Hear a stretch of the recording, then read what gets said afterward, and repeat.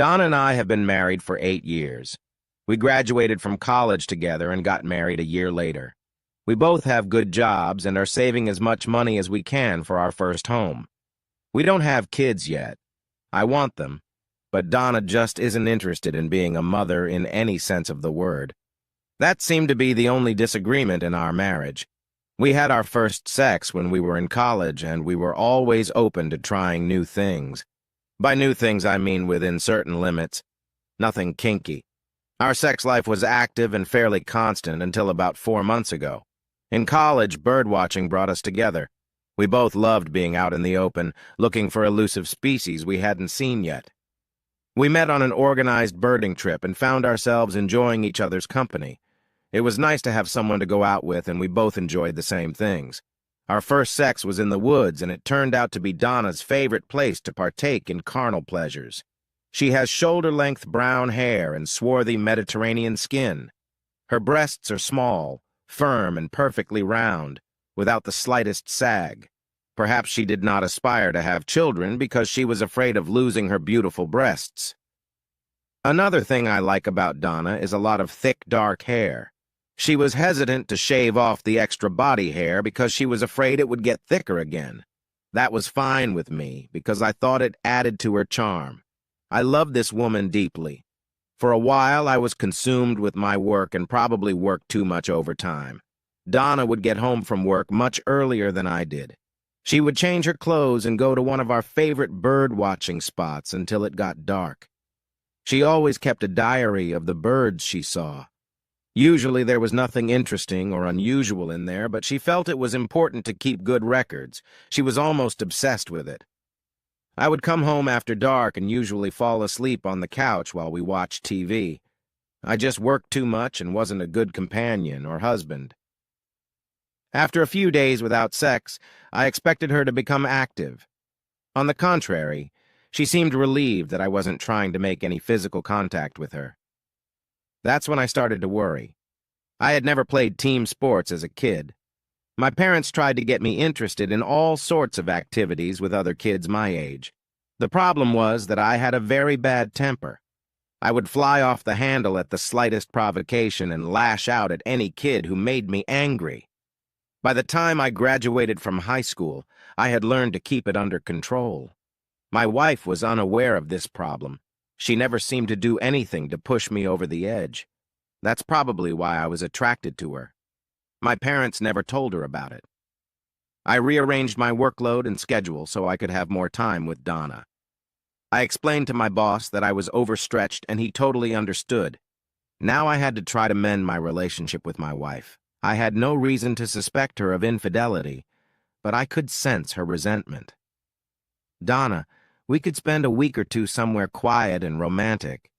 I feel like we haven't spent a minute together lately. Maybe a 3-day weekend, Brian, but I don't think either of us would want to be away from work longer than that. I think it's really important that we stick to the plan to save up the down payment on the house. Your recycling has helped build the down payment, and I wouldn't want us to fall behind. Donna, the house is very important, but I feel like we don't spend enough time together. When I get home from work, I'm too tired to be good company, and we spend the weekend doing chores and shopping. Honey, I think you're making a big deal out of this. I'd be more than happy to take a short trip to somewhere close, but I'm just not ready to go on a full-blown vacation. I guess I'm just too anxious. I want to make sure I'm doing everything I can to make you happy. I am happy, Brian. I'll let you know if things go south so we can put a stop to it. We have enough real problems without imaginary ones. I hope you're right. I don't want you to have a wandering eye. When I said that, she gave me a slight wink. Well, that was my attempt to make my marriage better. I didn't say anything about my new work schedule. That night I made a weak attempt at sex, but she had a headache. Before I went to bed, I checked Donna's journal. From the looks of it, she was getting out of the house on a regular basis. I have a little Honda 250 Rebel motorcycle that I really love. It's fast, quiet, and easy to handle. I rode it to work that day. Donna usually got home around 4 o'clock. About that time, I told Marge, my secretary, that I would be at the archives for the rest of the day. I asked her to call me on my cell phone when she got home. There are no landlines in the basement, and no one usually works there. I went out the fire entrance at the back of the building and put a small wedge in the door so it wouldn't lock. 5 minutes later, I was already parked on the street next to the house. My wife came home at the usual time, changed her clothes, and was at the bird-watching site in 10 minutes. I knew where she was going, so I didn't follow her too closely. 10 minutes later, her Volvo was parked in the Rainbow Mountain Main Trail parking lot. A black BMW was parked next to it. We spent a lot of time in this park, so I knew the trails well. After parking the bike among the trees, I took another trail. I took my time and tried not to make any noise. Years of bird-watching had given me an edge in this area. Every few minutes I stopped and surveyed the area through binoculars. Toward the top of the mountain, it became a little rough. Trails were marked, but they were near dangerous ledges. This was good for hawk watching, especially at this time of year. You could see the valley for miles, and everything was beautiful unless you looked down. I couldn't help myself. I stopped and pointed my binoculars at the valley, peeking out for early hawk arrivals. It was beautiful. Just then I heard a giggle. The forest was thick enough that it was easy to hide if necessary. Of course, it also made it difficult to see someone if they were hiding. My attention was now drawn to the faint sound I heard. It wasn't constant, so it was hard to pinpoint. I slowly moved forward, making no sound and listening very carefully. A yellow flash gave them away. It was the lining of her vest. I found a comfortable spot that allowed me a good view and pulled out my scope. The binoculars were handy, but the scope gave me a much better picture and I had a camera attached to it. I found a spot from where I could see well. Lying down, I could hide and still observe for a long time without getting tired. It was a very private place and they didn't have to worry about anyone accidentally finding them. My wife's companion was Clayton Mankey. He had joined Donna's firm about 6 months ago. I'd met him at a few corporate events. He was a pretty nice guy, and I really liked him. He had a nice wife, quiet but attractive, and 2 elementary school-age boys. I liked his boys and wished I had a couple like them. Why would a guy with such a perfect family get involved with my wife? Clay spread out a blanket while I made myself comfortable. In a flash, Donna slipped out of her jeans and panties. I could make out giggles and laughter. She teased him by pulling her knees up to her chest, keeping both legs just under her knees. I got a couple good shots as he continued to pleasure her. There was a look of intense concentration on her face. She pushed his head away, pressed her knees together, and rocked from side to side for about 5 seconds before spitting spread-eagled on the blanket. The wide grin on her face made a great picture. At some point, Clay had his pants off and was ready to finish the job. There was no condom. He was no bigger than me, and there was nothing special about his equipment. I noticed that there was nothing romantic or loving about what they were doing. It was like watching dogs sleep. At this point, I realized that I didn't like watching these two make love, but I was starting to get angry. The initial shock of what was happening had passed, and now the anger was growing. I probably should have just rushed in there and let my temper get the better of me, but I forced myself to be patient. I didn't have a plan. It didn't take him long to finish, and after lying on the blanket for a few minutes, a few more giggles were heard, and they started getting dressed. The whole date took less than an hour. Donna kissed him, but not as a lover, but as a husband. He was gathering up the blanket when she left. They seemed to have decided it would be best if they came and went separately. I quickly gathered my things and walked down the path behind her, far enough away that she couldn't see me. I stopped at the lookout point of Hawk Mountain. It was a flat rock overlooking the valley below. It was at least 300 feet high. A beautiful place, but dangerous.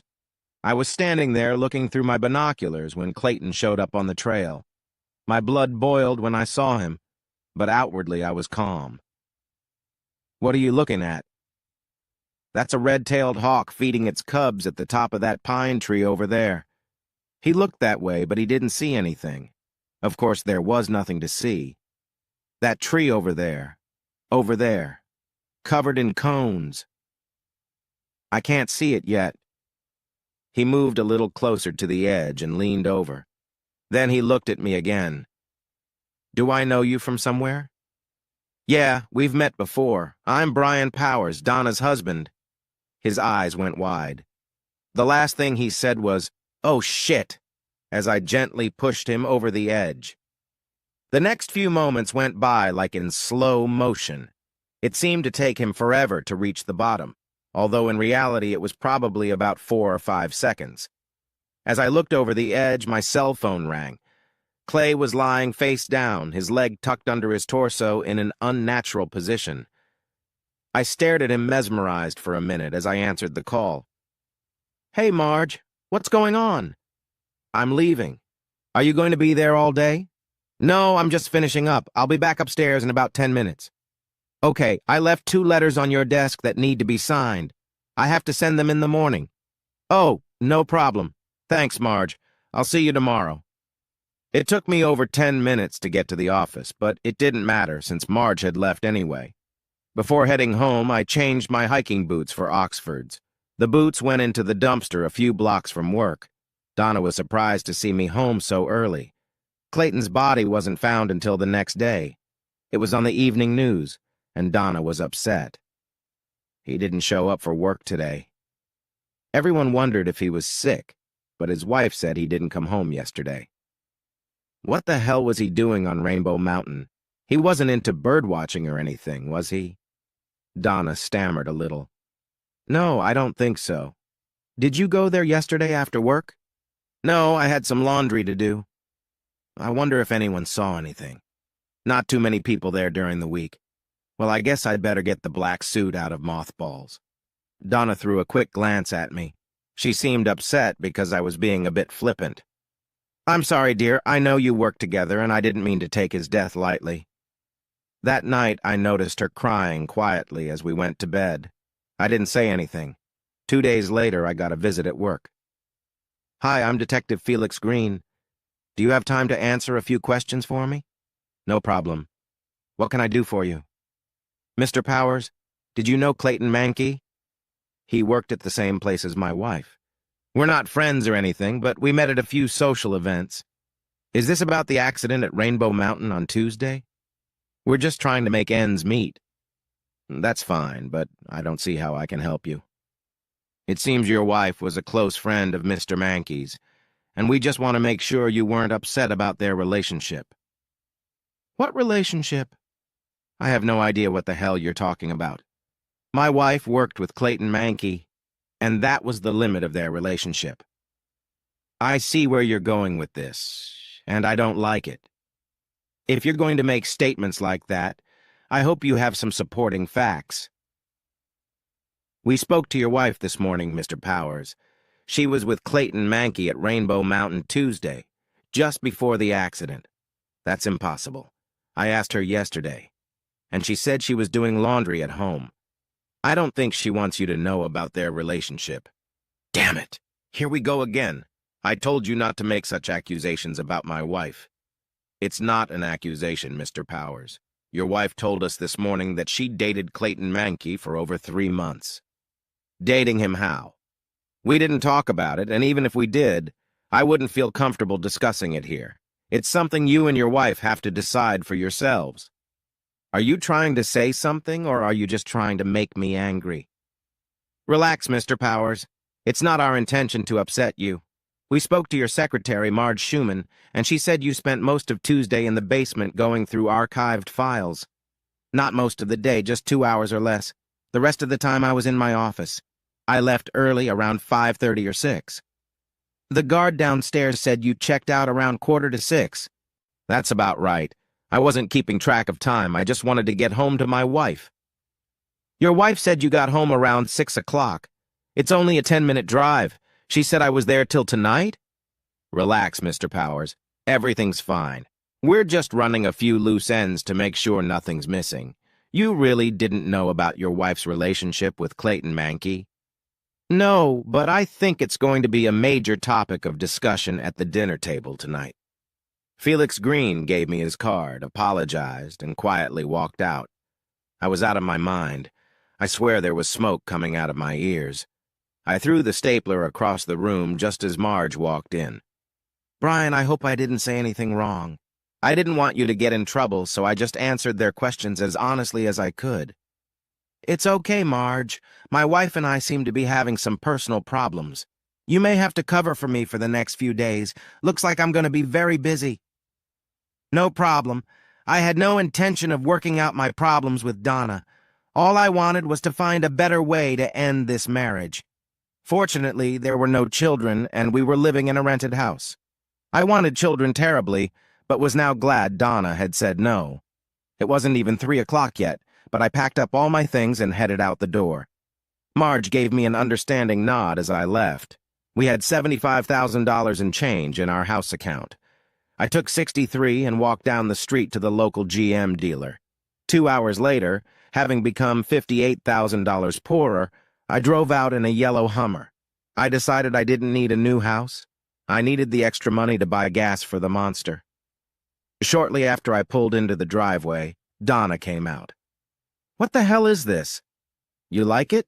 It's my new car." I decided I wanted something a little sportier. "Are you crazy? How the hell are we going to pay for something like this?" "No problem. I paid for it in cash." "Where the hell did you get the money to buy a truck like that?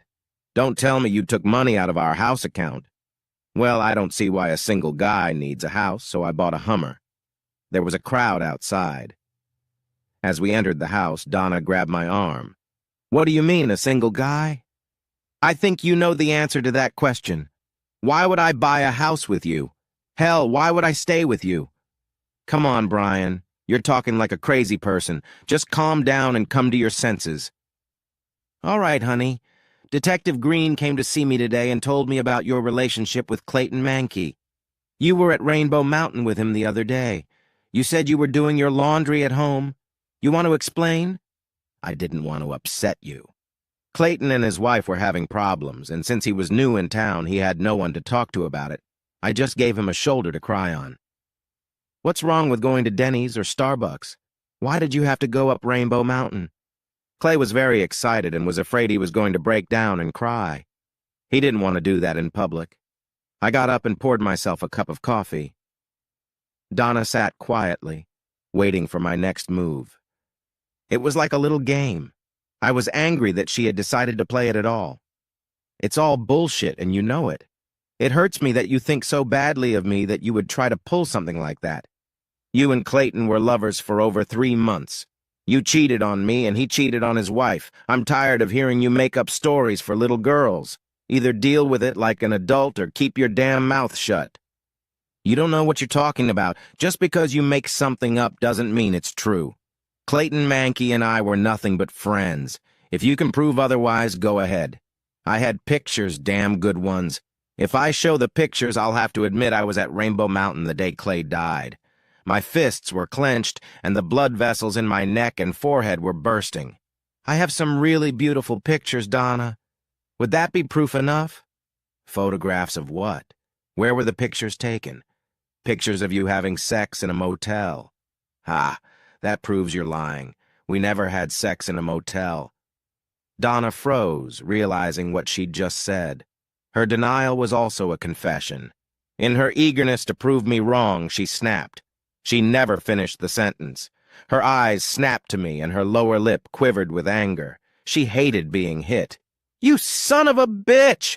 I'm not talking about this anymore, and you're not getting a divorce from me. You can go to bed in your new truck because you won't be able to get into bed with me for a long, long time. Take your fucking dinner and leave me alone. We're going to the funeral together tomorrow anyway, right? Kiss my ass." It was an unusual funeral because both Clayton and his wife Emily were from out of town.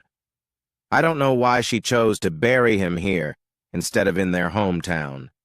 The only thing that occurred to me was that she was upset about the circumstances of his death and didn't want to explain it to her friends and family. Most of the people were from the office where Donna and Clayton worked. At the end of the ceremony, people walked past the widow expressing their condolences.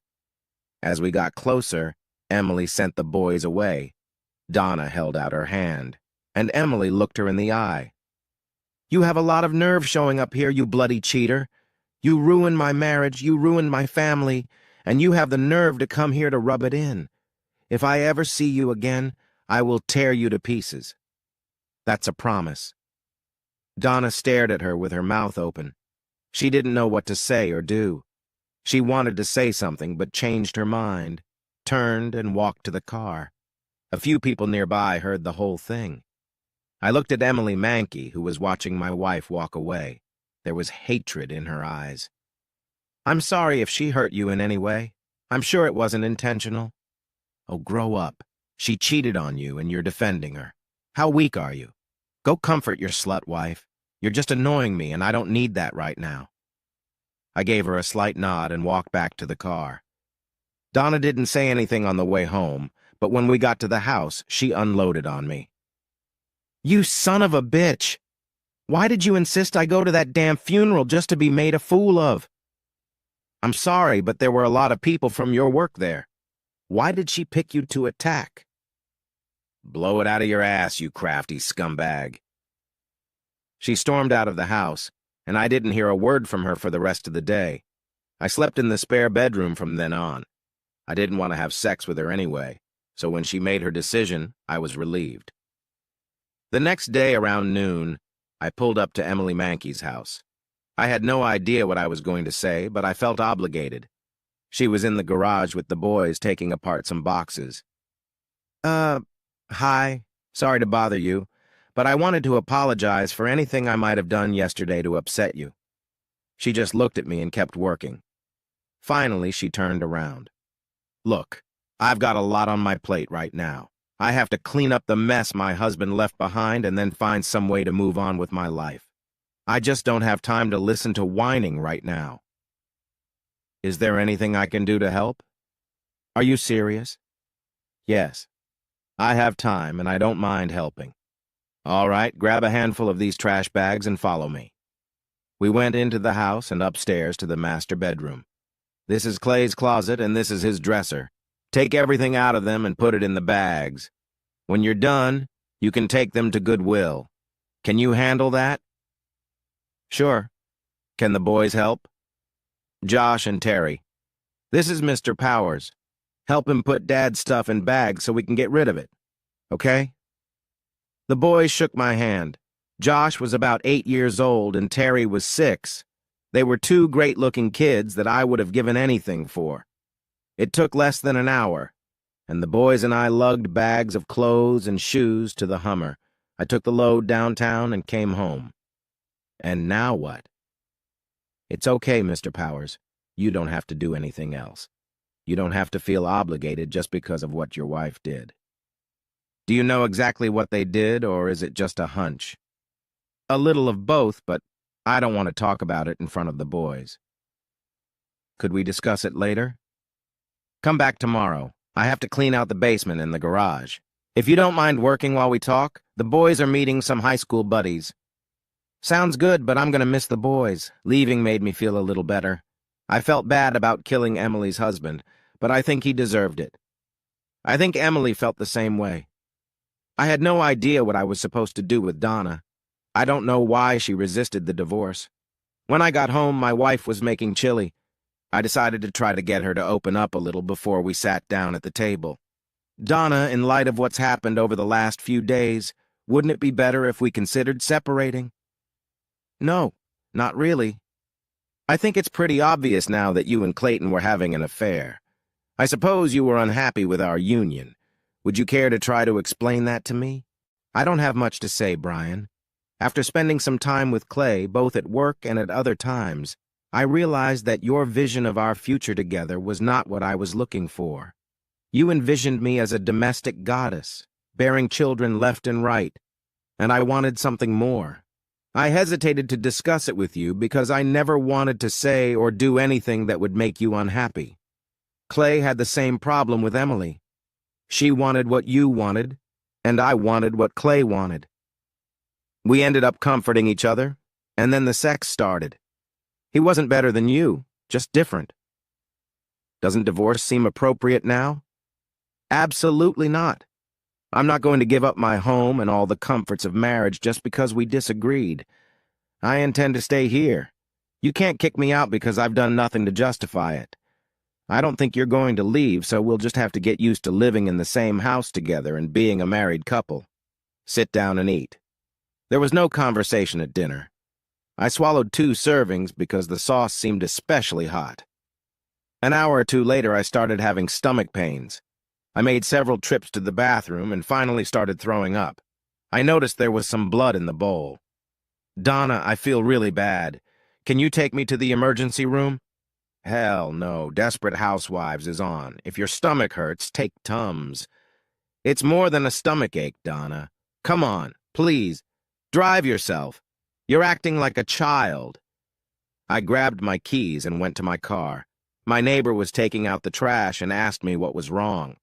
I explained, and he took me to the emergency room. The next thing I remember is waking up and looking at the sun streaming through the window. I turned to look the other way and saw Detective Green reading a magazine. "Good afternoon, Mr. Powers. I thought you were going to sleep all day. What the hell are you doing here? What's up and what time is it?" "Hey, kid. I'm the one asking the questions. Calm down." "All right." Chuckles. "I'm sorry if I got a little anxious." "Understandable, given the circumstances. Brian, I think you got some bad chili last night. Luckily, a neighbor got you here in time. They had to pump you up and give you a bunch of fancy medicine that I can't pronounce." "What the hell was that?" "They gave me a fancy name, but it was basically rat poison." "What a bitch. What did she say?" "Well, she gave us leftover chili, and it was fine. She claims she has no idea where the poison could have come from. She ate the same food you ate, and she was fine. We checked the house and the garage and found nothing." "So what are you going to do?" "Nothing yet." About that time, the doctor and a nurse came in. He checked a bunch of stuff, while the nurse took another blood sample. He said I could go home when I was ready, and gave me a paper with a list of some fresh food. I borrowed Detective Green's phone and called Emily to apologize for not coming to her rescue. Felix took the phone. "Why does your wife want to kill you, Mr. Powers?" "I don't know." "Why did she kill Clayton Mankey?" "Do you know that for a fact?" "No, but she was at Rainbow Mountain and she was the last person to see him alive." "Come on, Brian, I'll take you home." Donna was all in tears when we got home and apologized over and over again for not being more responsive to my problem. I walked to the spare room and closed the door behind me.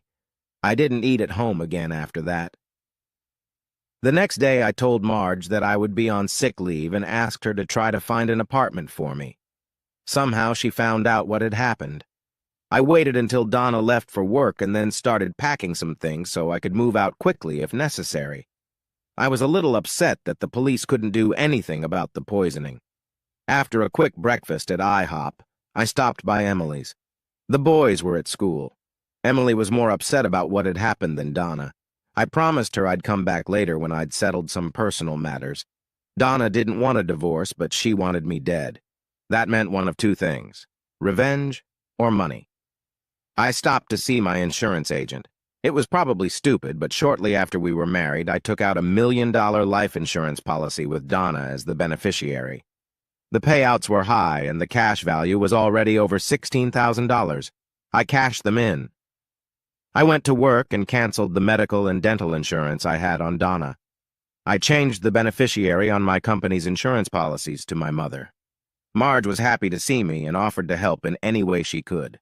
The bank manager told me that Donna had already cleaned out the balance of the house fund, about $12,000. I explained the situation to him, and he agreed to set things up so he could close the credit cards.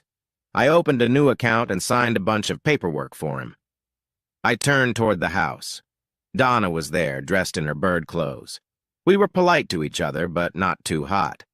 She said she was going up Rainbow Mountain to do some bird watching and rest. I felt like I was being set up, but decided to play along. Shortly after she left, I was on my way up on my bike. Her car was parked in the upper parking lot next to a gray Ford Ranger. I quickly rounded the mountain and headed for the lower lot. Her mountain bike was chained to a tree on the side of the road. Donna was standing behind a rock ledge talking to a guy carrying a small shotgun. It was a pistol with a pistol grip instead of a buttstock. As I watched, she handed him a photograph and a business-sized envelope. He looked at the photograph carefully, then opened the envelope and counted out a large sum of money. They shook hands, and Donna quickly headed straight for me. I quickly ducked behind a small ledge and waited silently for her to pass. The man she was talking to squatted behind some rocks to watch the trail coming from the parking lot. He was waiting, and I was pretty sure exactly what he was waiting for. Donna was counting on me to follow her and assumed I'd come from the parking lot where she'd parked the car. Going down the path was faster than going up. When I got downstairs, I saw that her bike was gone. I went up to the upper parking lot. The Ford was unlocked. There was a tracksuit lying on the front seat. I pulled a registration card from the glove compartment, a pack of matches from the center console, and the tracksuit pants. I twisted them as tight as I could and dropped them into the gas tank, lit the end, and got out of there as fast as I could. Halfway down, I heard an explosion. I hope she gave him enough money to cover it. I may have broken a few traffic laws coming home, but I had to take the country roads to avoid running into Donna. After parking the bike behind the garage, I pulled out the fertilizer spreader and started pushing it back and forth across the lawn. A few minutes later, my wife came outside and saw me. She had a disappointed look on her face. Just then, her cell phone rang. She turned away, answering the call. I couldn't make out the conversation, but it sounded like the person on the other end of the line was agitated about something. Brian, I left the Volvo in the mountains and decided to get some exercise by riding my bike home. I know it sounds silly, but could you give me a ride back to pick up the car? On the way back to get the car, she didn't say anything. She played with her fingers in her lap. She was obviously worried about something. As we approached the mountain road, we saw a group of fire trucks climbing to the top. We got about halfway up when a policeman stopped us. "I'm sorry, guys, but there was an accident at the top of the mountain. A truck caught fire. We can't let anyone up there right now." "My wife's car is parked up there. Can we go over and get it?" "Wait a minute." We sat in silence while he talked to someone on the phone. "Okay. You can go upstairs and an officer will walk you past the fire trucks." Getting out of the Humvee, Donna looked at me. "You can go home now. I'll be fine. Thanks for your help." I just nodded at her. When she was out of sight, I followed her. It was easy because of all the commotion. When she got to the top, the guy she was on the trail with came up to her waving his arms. Of course, I couldn't hear anything, but it was obvious she was trying her best to calm him down. They argued for about 10 minutes, and then he walked over to the fire chief and said something. When he and Donna got into the Volvo, I hurried back to the Hummer. It would take them a while to turn around with all the fire trucks and hoses, but I still had to hurry. As I pulled out, I saw the Volvo turn the corner. I drove home, but immediately left in the Honda. I went to Emily's. I had to apologize for being late, and she insisted I tell her everything. She seemed interested, although I softened the story a bit.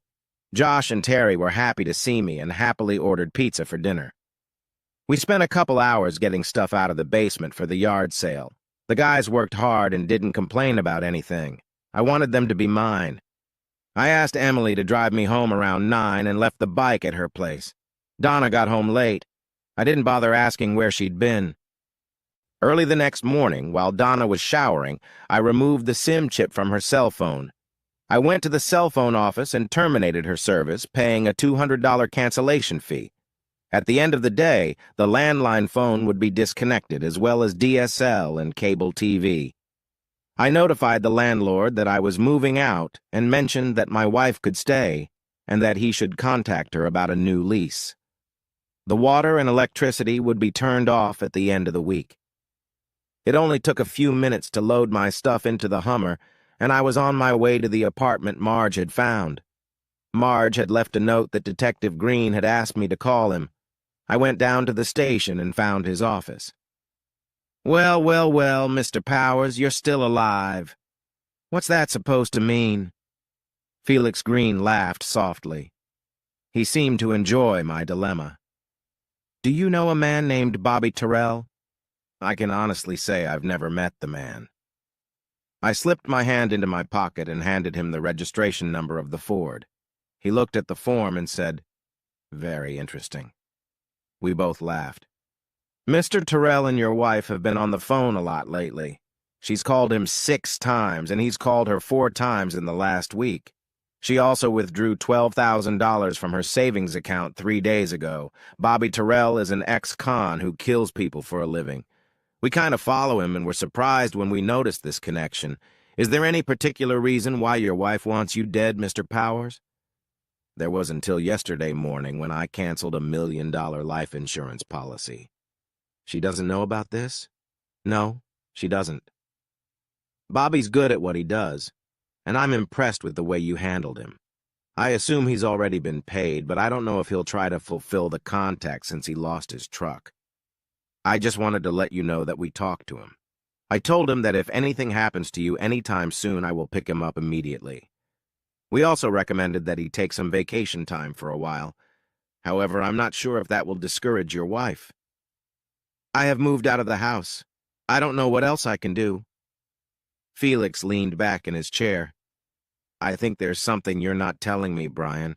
All the pieces don't fit together. Just be careful. I went straight to Emily's. She agreed to go to lunch, and I was glad she liked sushi. I tried to explain to her what was going on, but it was too cryptic. There was so much I wanted to tell her, but I couldn't. Every now and then she would throw perplexed looks at me, and I would change the subject instead of explaining. It was a long dinner. That night she had no trouble persuading me to come to dinner. I apologized to her for the unbelievable nonsense, but she only laughed. I felt comfortable with her. The next morning I decided I was ready to get back to work. I had a good time with Josh and Terry the previous night. Emily and I had planned a big weekend together, and I was looking forward to it. Funny enough, I didn't miss Donna at all. In fact, I was relieved that I wouldn't have to face her anymore. It was only a short drive to work, and I was taxiing out in the Hummer with a wide grin on my face. Things were going well. The big monster picked up speed quickly, but as I started down the first hill, I noticed something strange. The brakes weren't responding at all. I had seen movies where this happened, and I always thought how stupid the drivers were because they couldn't stop the car. The Hummer was going faster. I calmly grabbed the gear lever and shifted it from drive to low. This caused it to lurch and downshift, but it continued to pick up speed. I was approaching a stream of cars and a lot of intersections. I was going much faster now. On the left side was a cemetery with a grassy embankment going up from the street. I turned and hit the handbrake at the same time. The Hummer spun 180 degrees and flipped over. Everything went black. There was no pain. The second time I woke up was in a hospital room. I heard my own groaning and felt some movement around me. In the same instant, a nurse looked into my eyes, and then there was more commotion in the room. Now there was pain, lots of pain. I was glad I was drawing attention to myself, but at the same time I wanted everyone to leave me alone. How confusing. Finally, it appeared that someone of tall stature had arrived, a qualified doctor, I assumed. I struggled to open my eyes and looked around the room. White robes flashed around, but Emily was sitting on the edge of the bed. I felt better. There was a lot of adjusting and checking, and I suddenly fell into a dream.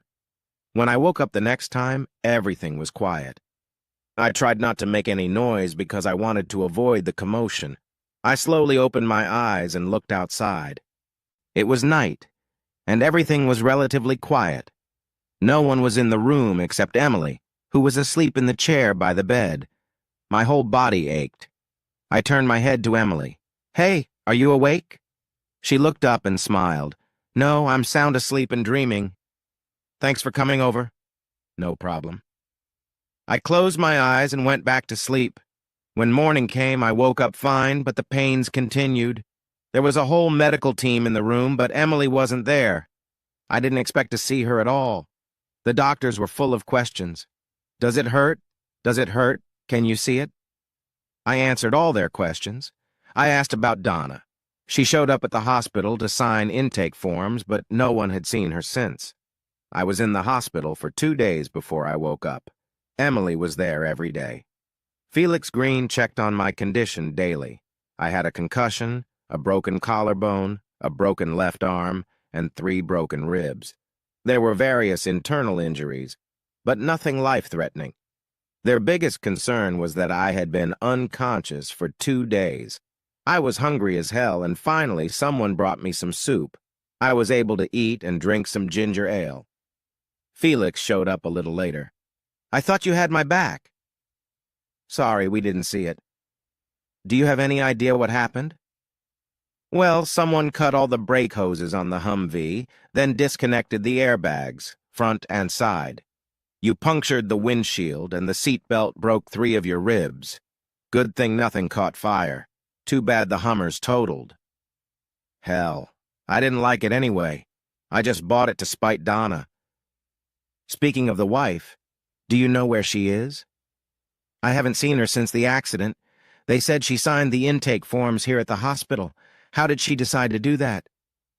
"I went and got her. She wasn't too happy about it. After signing all the paperwork, a uniformed officer drove her home.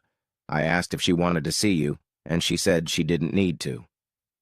"Well, I guess you saw her after I did. She's out of town?" "We came by and took a look around. There was a lot of money in her purse, almost $8,000. She left her driver's license, credit cards, and all her personal effects. I don't think she left town empty-handed.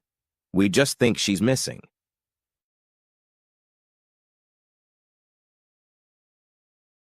"Any idea who tampered with the Hummer?" "We have no idea."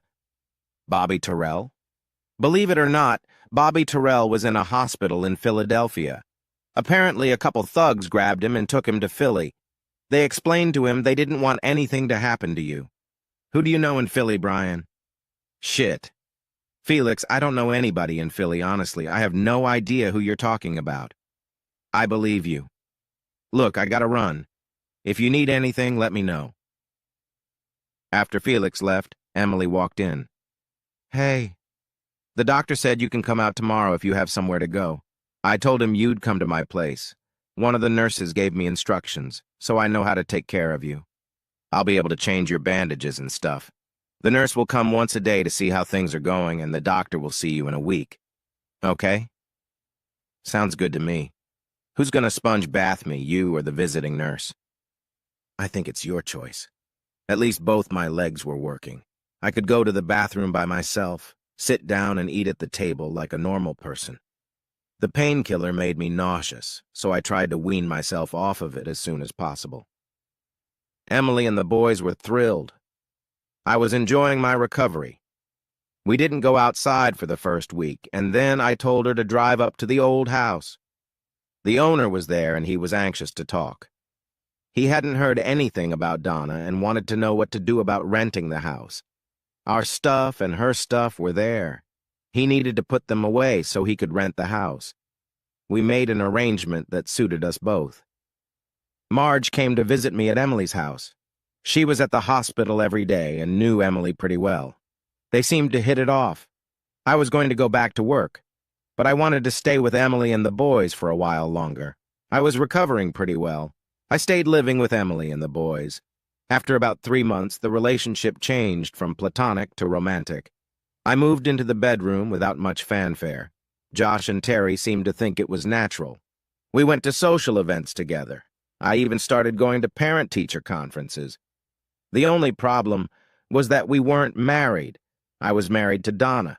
I contacted Felix regularly, but he had no news. Eventually, I sued to have her officially declared dead, after which I could marry Emily. I took her to a romantic little Italian restaurant.